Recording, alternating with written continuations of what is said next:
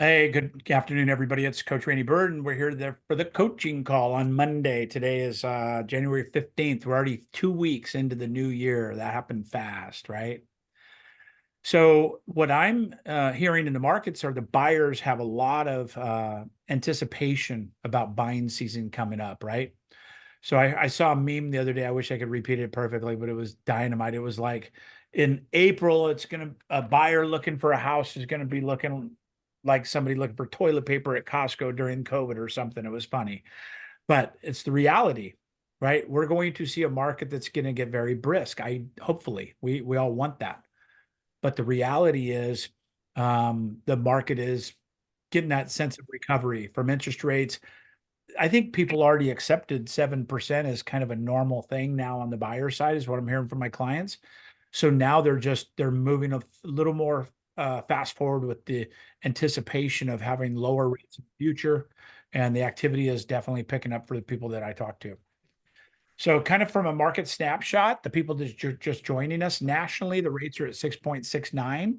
I always like to focus on rates. Thank you, Kenny, for bringing that up. I ask it every time we get together. It's because I think that's really the common denominator of what buyers and sellers are both thinking about right now. It's rates and inventory, and those two things have got us kind of in a holding pattern. As we're moving into this the market, again, anytime we have an election year, gas prices will be cheaper, bread will be cheaper, things will be better. It's just what happens in every election cycle. Doesn't matter if you're blue, red, green, purple, it doesn't matter. It's going to happen this year. And so as we progress through that, I believe that the stock market will do well. The economy will be jolted into doing better. And we're already seeing some indicators that, we're on the other side of this thing. There's been a lot of talk about um, recession and so on, lots of talk about it, right? But the bottom line is it's a very mixed time for real estate right now. Mixed for buyers, mixed for sellers, mixed for agents from all the lawsuits and all the noise in that space. I think the number one thing from a coaching perspective that you could really benefit from right now is really perfecting your buyer broker agreements and your buyer broker conversations. So, whatever that looks like for you, really get good at the understanding of what the buyer broker agreement's doing, how it's benefiting the buyer, really, and having that open conversation very quickly. Washington, just right up above me in Oregon, mandated as of January 1st, you couldn't even let somebody in an open house without a buyer broker agreement. So extreme, right? They took it to the absolute extreme. And now Oregon's going to follow them just because these two states kind of run side by side. And then California will be right behind it because it's the most litigious state in the nation. So, West Coast wise, I think we'll see these things absolute mandatory by the end of this year.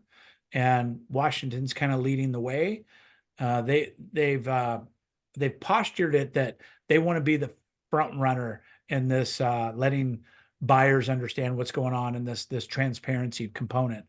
But here's the funny part about it, and I'd say it publicly because all my stuff gets out there publicly. They did not have the form as of like the 26th of December. Wasn't even available yet, but it was mandatory on January 1st.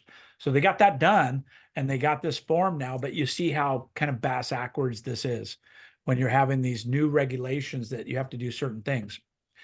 So as we progress, if you look at that from your perspective, it's created an opportunity. You're going to be able to, and hopefully you can explain your worth, explain your value proposition to buyers that you otherwise didn't have to do that, right? It's been years since I was in production, but back when I was in production, I was guilty of saying, you don't pay anything for me. The seller pays the buyer's commission, right? I remember saying those words. And if you haven't, good for you. But I'm telling you that was conveyed into the space.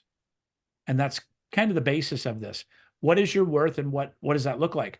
And what is your worth to a buyer? What are you telling buyers you're willing to pay or you're willing to accept as payment? Right? I went to a training the other day and they're like, our attorneys said we can't even use the word commission. We have to use bananas. So they're teaching us on how to negotiate bananas. And I'm like, what are we doing? It is a commission. We don't have to hide behind all that. But this particular trainer was told that because of this lawsuits that they don't want any public trainings coming out where they said the word commission, right? It's that big of a deal right now. So We can learn how to be better in our language skills. We could be better in our presentation skills, because a buyer presentation is a contractual presentation now. It's not where you just like, yeah, buyer broker agreements were just so they wouldn't cheat on you, basically. So they wouldn't go to open houses and cheat on you. But now it's going to be a fundamental requirement of your posture and your position as a real estate agent. I'd suggest you get very good at it. Get really, really good at it. By the way, you're probably going to get a pay raise on the buyer side, right? Because typically the commissions in the MLS have been tearing down to 2.5 to 2.25. Now 2 is very, very common, right? And now we're seeing ones and zeros and everything else. So you've got two sides of this. Number one, you have to be cognizant of what it is in the MLS and be able to negotiate that prior to moving into the contract. But now, I think the big thing with this is, for me, what was kind of an aha for me is they said, no. The negotiation is not between you and the seller at all. It's between the buyer and the seller. So before we negotiate, like if I saw something in the MLS at 2%, I negotiated with the agent to the seller through the agent to pay me more. Before I submitted my offer, that was the proper way to do it. From what I'm hearing, you can't really do that anymore, because it's not between you, between your buyer. So you've got to negotiate with your buyer what they're willing to pay, and then offset and supplement that with maybe what the MLS is offering. So if you negotiate with your buyer that, hey, I'm gonna be at 3% buyer's commission, that means you're required to compensate me 3% at however that works. Whether if they give me 2.5%, you're going to make up the other 0.5%. If they give me 3, then that's great. If they give you 3.5, you got to negotiate if you're going to rebate the buyer, or is that all yours? All that's contractual negotiations now. And let's be honest, if you're not really, really, really comfortable with this, then that's an area that you could really, prevail in and do well by practicing that. Getting to a point where you can really present your value proposition very, very accurately to a buyer. And then, by the way, when you go to the listings now, I think it's easier, because I think you go to the listing now and you say, hey, there's been changes in the real estate space. You might have heard of all these lawsuits and stuff. We don't have to pay the buyer's side anymore. I'm going to talk about this. I'm going to have some recommendation for you. But now we have 2 contracts to negotiate. One, the listing, I'm at 3%, right? So all of a sudden, instead of talking 5% as a holy thing, you're talking your commission, and then what do they want to compensate to the MLS? So I think there's an opportunity for you to get more dollars on your negotiation and explaining your unique value proposition again, whatever that looks like for you. So if you're newer in the business, this is all, it's going to be probably easier for you because you're not used to doing it the other way. But if you've been in the business a while, like I have, it is a pretty significant change in the way that you're handling this. So anybody having buyer broker agreement conversations now that you'd like to share for the group, for the benefit of the group? How are those going for you? Have you had 0 commission in the MLS that you've had to negotiate around yet? Because that's definitely coming. We're already seeing it. Am I on? Hi, this is Yeah, you're on. Hi, Oh Anna. my gosh, I was on all this time. You heard my background noise. I'm I sorry. didn't hear much, but it's okay. Okay. So actually I have been not using the agreement per se, but I have a consultation with my buyers where um I I don't work with just anybody. It's a commitment. So going from that to saying if I don't get paid 3%, it should be a small jump. Yeah, I agree. It'd be a small leap instead of a massive hurdle. Yeah. Yeah. But And once again, they understand your value, they have no problem paying for it. if you lay that out correctly, if it's opening a door, they don't see the value in that, right? Right. And I saw one agent that listed out everything that they do on the buyer broker side, and it was in the neighborhood of 45 to 50 things. Think about the power of that if you could properly demonstrate the amount of things that you do We track our hours. We have an average of 10 hours per transaction just going to and from properties with inspectors and different things. Right. We So look our at properties off the MLS. I know right. usually when I mentioned that they're sold. I mean, Yeah, 100%. is that So now when you go into a listing opportunity, right, you could set yourselves apart that way by saying, hey, we have this opportunity over here, but right now it's just you and I. We need to negotiate what you and I are going to do. And so when you start talking 2.5 or 3% to list a house, or 3.5 or whatever your number is, right, in bananas, to be funny. When you do that, then all of a sudden you're taking away and you're separating this overall commission in their mind. Right? I always like talking percentages, not dollars. Like if I need a price reduction on $500,000, I don't go, we need to cut it. We need to cut it 20 grand. I go, we're probably off, 1%, 2% possibly, 3%, whatever the number is, right? Because when you're doing that, it's relating to dollars, but you're making it in the smallest incremental conversation, right? And so people could relate to saving 1 or 2 or 3 or 5% or 10%. If you start talking about savings, if you're not saving 10%, people don't usually even you get their attention, right? It doesn't matter if it's a steak dinner or whatever.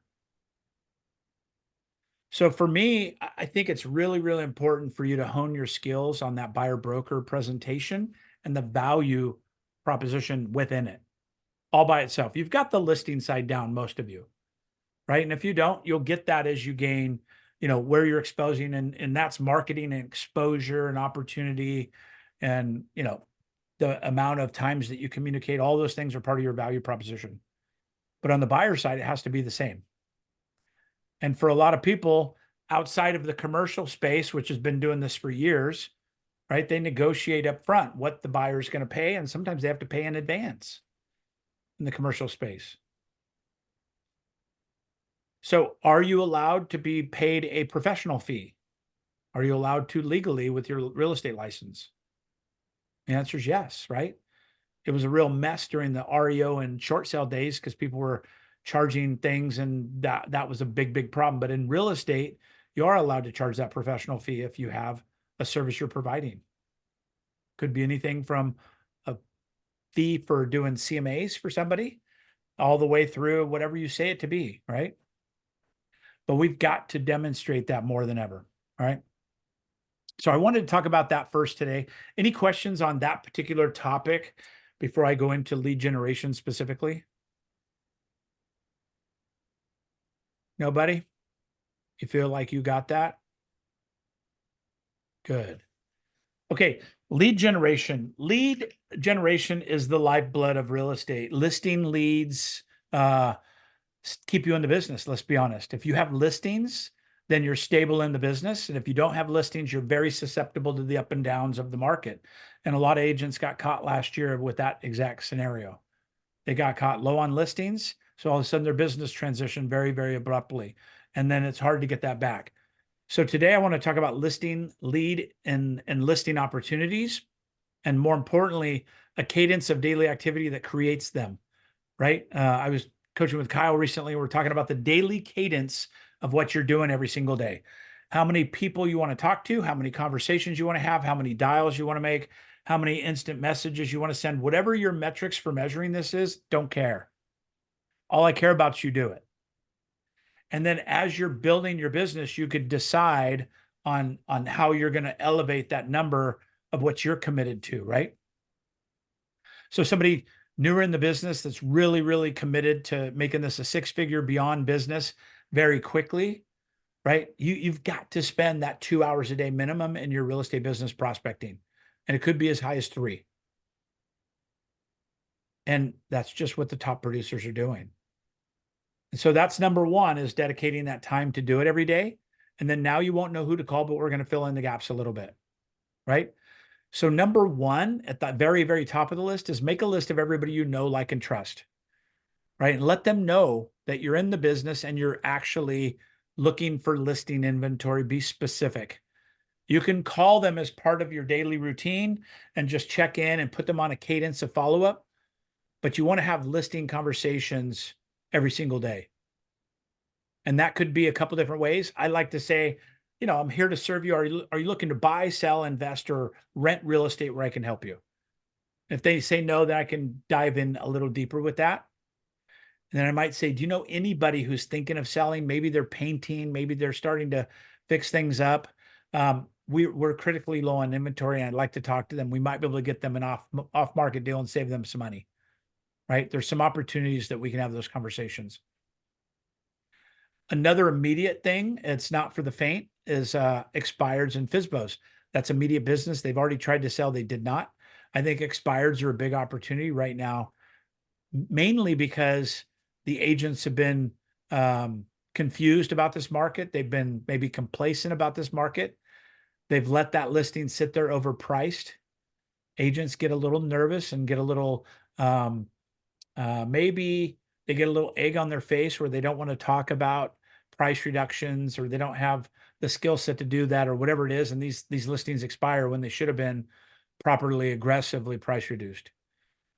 So then if you get that language down really accurately, you can have a lot of success with that, because I do think now is going to be the best time to sell that we've had in a couple of years.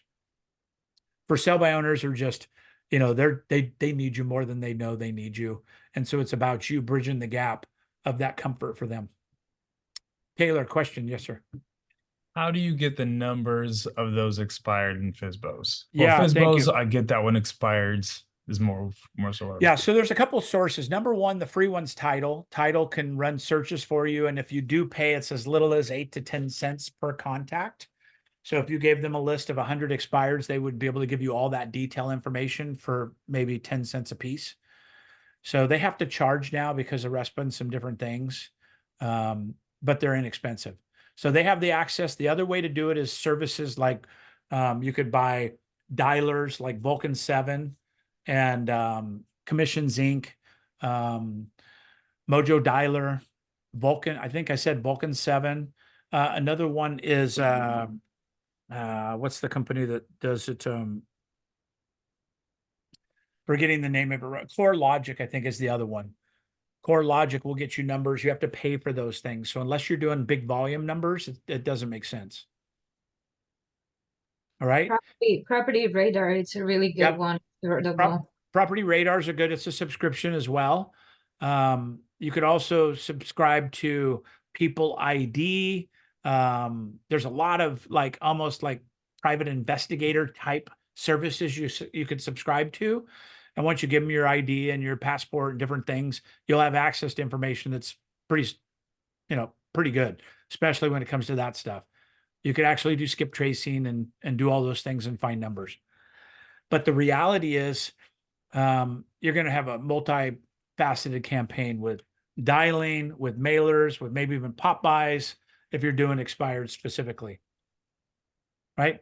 For sell by owners, the best script I've ever used, and it's still the same, it works great, is hey, Mr. and Mrs. Seller, I noticed your house for sale. I'm a real estate agent. I'm sorry if you've got a lot of calls. I'm just curious, if I bring a ready, able, and willing buyer and they close escrow, are you willing to pay me half a commission? And that's almost always a yes. So once you get over that hurdle, then you're good. Number one, you can market that property off market. You could almost pocket listing. You could even get an exclusive listing in that particular conversation. And then you could put it on your website. You could do all kinds of stuff, right? But if I'm saying I want to specifically market to a buyer, then I can market it to my circle of influence of buyers, which is my social media, which is everything, right? With their permission. And that's a very simple thing to do. And by the way, it's costing them nothing for that, right? Now you could even make it as you're putting it on the MLS for 0% also to expose it. And then negotiate that on the back end. Right? Does anybody feel it's a little dirty to put a listing on at 0%? Some people nodding yes. Right? Is it dirty if you have a seller that's willing to pay you 3%, like a for sale by owner, and then you put it on the MLS for free and you put it on there at 0%? You're exposing it to the world. You're doing a benefit for them. You just haven't negotiated that commission yet. There will be a negotiation, right? Somebody's willing to buy it, a buyer, they may have to pay their buyer's agent directly. They may skip the buyer's agent. They might do a whole bunch of things. But you see how it opened up a whole new opportunity where before the MLS was telling us you can't do that. You have to offer $100 or $1,000. And my MLS, it was $1,000 minimum, right? But now you could do that and be creative about it. Yeah, Anna Marie. I don't know how to raise my hand down there, It's but okay. I think that would be a great opportunity to actually even set the stage and prepare the seller like, hey, we're probably gonna have to, you might need to pay something down the road if things don't move, but to just kind of set the right expectation. Then if another agent, a buyer's agent comes in with a buyer, it's easy to say, like, hey, remember when I told you you might still need to pay it, but it gives you the in to get that listing. Yeah, I think that's an angle of it. And for me, I think personally, I think it's a way easier conversation to go into a seller and say, hey, my services are 3% to handle all things on the seller side. I represent only you and only you. And then now that we've established that, secondarily, let's talk about compensation to the buyer's agent. It's from 0 to infinity. And I could show you, here's the comps. You want to display this. You don't want to just say it's average is 2.5 in the MLS. If you get that documented, you could be, put up in front of a jury of your peers, right? Because we're not allowed to have those conversations anymore. But if you say, here's tactical evidence, here's the evidence in the MLS that 94% of every house is at 2.5%. There's 5% at 3%, and there's 2% at 2%, and there's 1 at 0, whatever it is, that's true, right? And by the way, those CMAs are very valuable to protect you. So if you say, this is what's going on in the market, what would you like to pay between 0 and infinity? Right? Then they go, well, we'll start at 2%. Okay, we could do that. Do you mind if we have a little dialogue on that 2% versus 2.5%? That's okay, right? But you can see how you've compartmentalized this now. And by the way, the other agents negotiating what they're going to get paid outside of that MLS agreement. Taylor. So this is perfect. I love this. So I just went on a listing appointment where I did this. Yeah. Hey, this is what I charged. Now we're going to talk about the buyer's fee. I actually showed them the comps, commissions from closings. And I said, how much would you like to pay a buyer's agent? And they're like, I don't know. I don't know. But you tell me. I don't care. I don't know. I mean, very like this person works 7 hours or 7 days a week, 12 hours a day. She's like, I don't know. I don't care. I don't, whatever. Well, she's leaning on you professionally. So in that, I guess what I'm asking is, in that position or in that situation, how would you handle that? Or how would you? So first of all, if the MLS is full of 2.5s and that's customary, then 2.5 doesn't shoot you in the foot. Is 3 better? Of course it is. It's more incentive for agents. Is 5% better? Of course it is, right? I would go back to a conversation like this. Hey, Taylor, thank you for the question. And I think it's a valid one. Let's do a role play. So Taylor, you're the seller. And now we're talking about what we should put on the MLS. Taylor, most of the listings on the MLS are at 2.5% paid by the seller, which is still customary, but the market is transitioning. So that's why it's negotiable, right? Let me ask you, on a scale of 1 to 10, 10 being you have to sell this house, like it's really important, we're in escrow in the next 30 to 60 days. Where would you say you're on a scale of 1 to 10? This point, probably like a 9 or a 10. Okay, so it's really important to you to get this into escrow. So in my opinion, my best opinion over 20 years is we want to put our best foot forward on what we're willing to pay a buyer's agent to show that house and to represent a buyer coming in that transaction. Because they might have an agreement between themselves, offsetting commissions and things, but anything you can contribute to that makes it better. So if they've negotiated the 3% on their side, like you and I have, and we offer 2, they've got to make up 1% between themselves somehow. Right? Right. So with that said, are you comfortable offering a commission on the MLS? Am I comfortable offering a commission? Yes. Okay. And between 3% and, in my opinion, because you asked me 2.5%, which of those would you feel more comfortable doing? Well, honestly, I just want to walk away with as much money as I can and just get over this situation. Just We be out both of want the this. same thing, but we can't have both of those things. So we can't have high motivation and wanting to reach the maximum dollar potential. If you have no time constraints and you give me all of 2024 to sell it, I'll get your number. So with that said, how much motivation do you have to pay this other agent? Are you feeling like maybe we should go to 3% or is 2.5% good for you? I'm good with two and a half. Okay, so you see how I work through that dialogue, Mhm. Yep. right? It's not about me, not about even the buyer. It's just about kind of at this stage what's customary. I think it's very possible in the future you won't even be able to have that language. You won't even be able to guide them in what they're allowed to do, right? The attorneys can. The attorneys can say, you know, $30,000 retainer and it's $500 an hour. By the way, you can too. You could do a retainer without an attorney's license. As a real estate broker, you could do a payment of services. You have to just have provided services, right? So you could say, hey, my listing presentation is $500 or my CMA is $500. You could do all that. It's probably not going to work, but it's possible, right? We have a hard enough time getting people to say yes to whatever. But what I like about it is it's going to create, there's a lot of agents that will struggle in this because they could offer their services for 1%, but the buyer's going to get the feeling that they need representation. All right, good question. I like it. So now when we speak of this lead generation, by the way, do you think having conversations with for sale by owners or homeowners in a farm or something would be valuable to educate them on the commissions, right? Hey, ring ring, Melissa, this is Randy Byrd over at EXP Realty. How are you doing today? Great, Randy. How are you? So you're going to be a homeowner that I called out of the blue asking about a free CMA, right? I'm going to ask it a little differently. But hey, Melissa, thanks. I know you don't know me. I'm Randy Byrd. I'm an EXP agent here in the area, and I serve your whole subdivision. There's been a lot of changes in the commission structure of real estate. And I'm just curious, are you thinking about selling anytime in the near future? No, not really. Okay, so it probably wouldn't apply to you too much. Now, let me ask you, do you have a make me move number, like something so crazy that if you got it, you would move? Do you have a make me move number possibly? I think everybody does.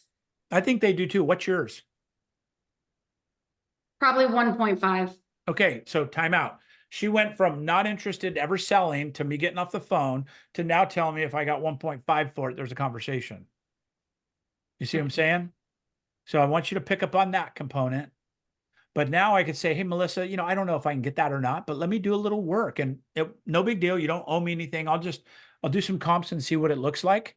You never know. I've been surprised in this market, especially what's coming in the market with rates and inventory and all the other things that are happening. So that's awesome. What's the best email to send it to you? Makeup, whatever, 123 ABC, right? Yeah. So then I'm sending it to her. I'm following up the next day. Melissa, I want to make sure you got the CMA. I know it's a lot of pages and you see all the color photos of all the houses and stuff. I did. I got it, but it's not even close to what I'm looking for. So it's probably Yeah, not. I know it's not. So don't be mad at me. There's no reason for me to talk to you about selling your house. I think, you know, we're at 1.2, you're 1.5. So let's just shelve that. But do you know anybody who's looking to buy, sell, invest, or rent real estate? I can help because I'm really good. I'm really knowledgeable of the area, and I'd love your support if you were willing to give it to me. Not can off the say top no. of my head. Yeah, that's what most people say. By the way, Melissa, I probably surprised you with that question. I want to be really kind of low key. I want to be of service. Do you mind if I follow up in a week or two and just let you maybe think about that a little bit? You might think of somebody, oh, I remember this guy at work or this neighbor or something. And I'll just follow up with you gently. And then I'll just provide value to you every month or two. And if you ever need anything, I'm here for you. I'd like to earn that business and that trust in the referring of the business. Sounds great. Would that be all right? Yeah. I appreciate it. Okay, right before we hang up, Melissa, what can I do to add value to you?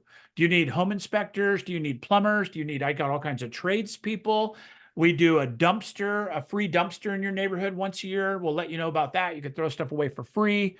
We're doing a coat drive this coming winter. Do you have anything like that we might be able to help you with? I'm good, but I'll take down your information from this call and I'll get back to you if I need anything. Okay, perfect. Sounds great. All right. So we've had somewhat of a cold conversation for real estate, but we've opened up the dialogue where we know her. We want to build like and trust. Send her 2 business cards, a handwritten thank you. Go through the actions when you have these particular contacts, and it will build value, I promise you, right? And then you can put them on a drip that's slow. A monthly market report is a great thing to do. It's not too much. People are curious about it. If you send them property alerts every day, they're going to opt out because they didn't want you. You're not matching their energy. All right. Along the lines of that conversation, the last thing I'm going to say about lead generation, I think the most powerful thing to do right now is adopt a neighborhood, or otherwise called a geographic farm. Pick a farm. Don't lead with sweat or with check equity for now. Lead with sweat equity, meaning walk the neighborhoods, drop off flyers, do the research to get all the information, build a Facebook page, get everybody on that Facebook page in that particular group, name it Edgewater Homes, or whatever it is that's signifying your, like Granite Bay for Melissa, or, Hawaii, whatever it may be for Anna, whatever it is for you, signify that kind of designator, and then build a Facebook page and just make it your life's work to get every single homeowner in that area in that Facebook page. And then have the Facebook page have value. Do interviews with the school superintendent, the sheriff for that area, the guy that does the maintenance department, the parks and recs, what events they're having coming up. All those things could be easily put into that Facebook page to add value. And then more importantly, start selecting a committee that is now in charge of that particular neighborhood on the Facebook page for, watching theft and watching weird activity. And you could make this really special very easily. And you could do all this for $0, just time if you had it. And then if you've got no time and you've got a lot of business, then it could easily be put into a point to where you're showing everybody, or I'm sorry, you're getting somebody to do it all for you and you're really hands off. Any questions on that? All right. I'm going to look at my chat, make sure I'm not missing anything. Can you repeat what you said about agents charging retainer?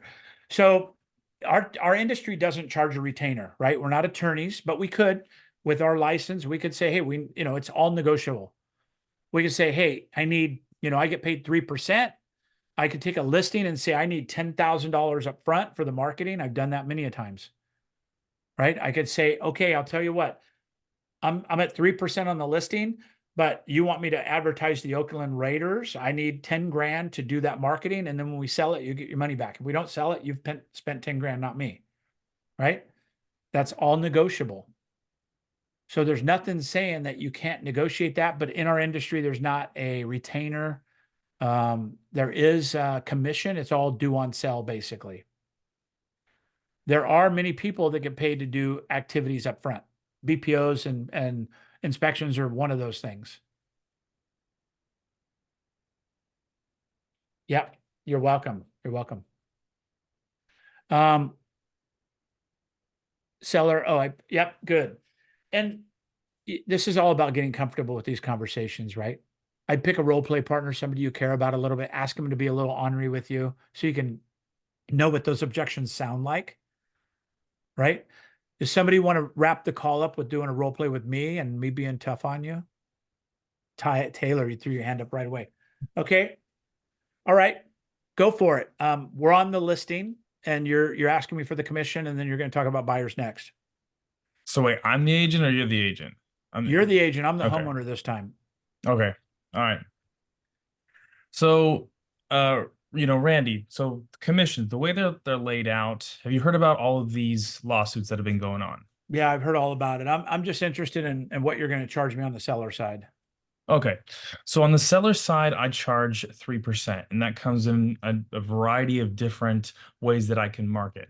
Now, depending if you want the commission, the percentage to go down, we can talk about, what kind of marketing you want to take out. I do want it to go down. I'm sorry. What's the least you'll take? Because I'm meeting with 4 agents. So I make a video of homes. I have a lender on the video. It's something What's your answer though? I'm meeting with 4 other agents, man. What's the lowest I kind of like it, Taylor, but what's the lowest you'll take?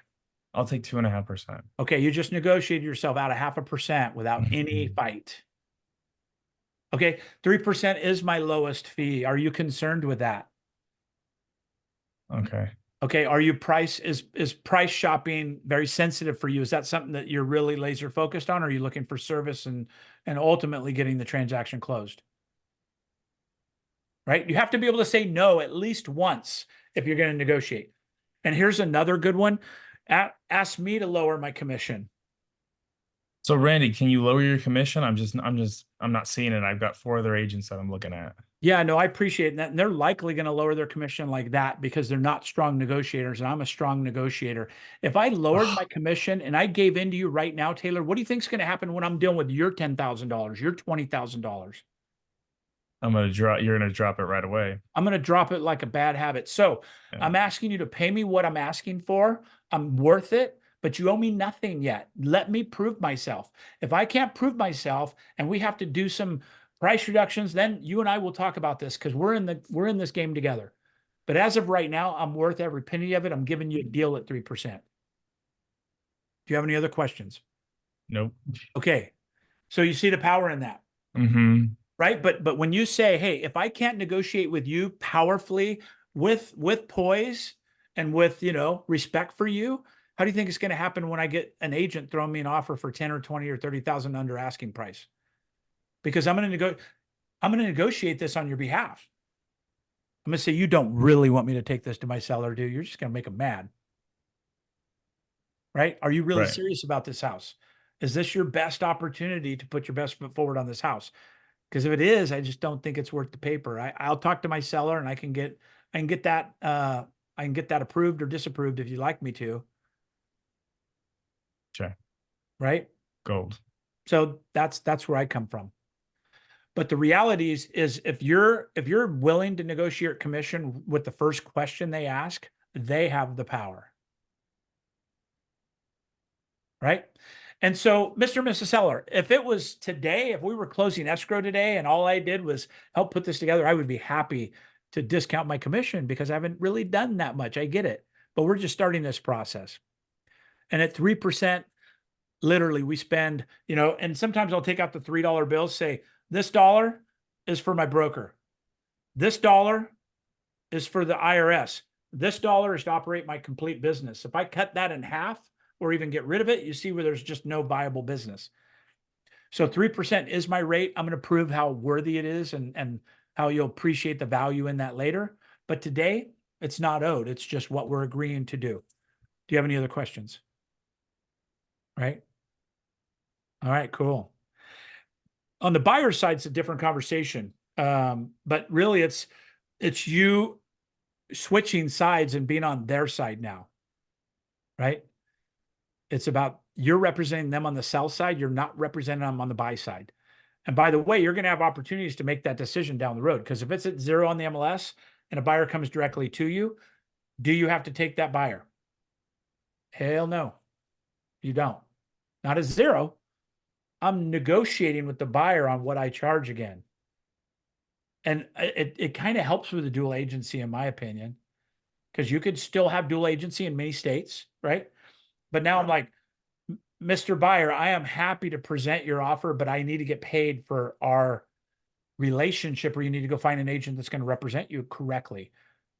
I do have a fiduciary responsibility that's primary to the seller, but it's legal and I'm capable of honoring and helping you in this fiduciary responsibility with you. And I've done that and I do that very well. But there is a service fee for that. It's a professional fee. And my fee for that is 3%. Because you don't have an agent, I'm willing to negotiate with you at 2%, for instance, if I want to, or whatever. Or say no, whatever it is. Right. And there's nothing saying that I couldn't even say, hey, I could handle you at 3%. I will give you to one of my partners in my office. That way you're truly separately represented. Right. There's a lot of different ways to structure this. Make good sense. Hopefully you're leaving with just a little better feeling about this. And that's what this is really about. And I see some new faces. Good to see you guys on here. I don't single anybody out on purpose, but I see you. Good to see you. Thank you for being here. And if you ever have any questions, any needs, we do this every single week. And by the way, if you want, you could private chat me. We're ending today, but you could private chat me during the Zoom and say, hey, don't want to say my name. But you know, I've got somebody that told me they do it for 1%. Whatever I can help you with, you can private message me and not have to put it publicly. Okay. I appreciate you guys. Thank you for being here. I'm honored. Do it every single week. And you know, invite a friend. There's no cost of this. Invite somebody else that you might think there'd be value in it. Real estate coach for 10 years. I've got, I think, almost 20,000 hours coaching now. Coach for Tom Ferry for years. Got a lot of tools in my toolbox to help you. All you have to do is ask. And this is a free service we do. Okay. Thanks, Appreciate Randy. Appreciate it, Thank you, everybody. Have a Randy. great day, Thanks, everybody. Randy. Take Good care, seeing man. you. Thank you very much. Bye for now.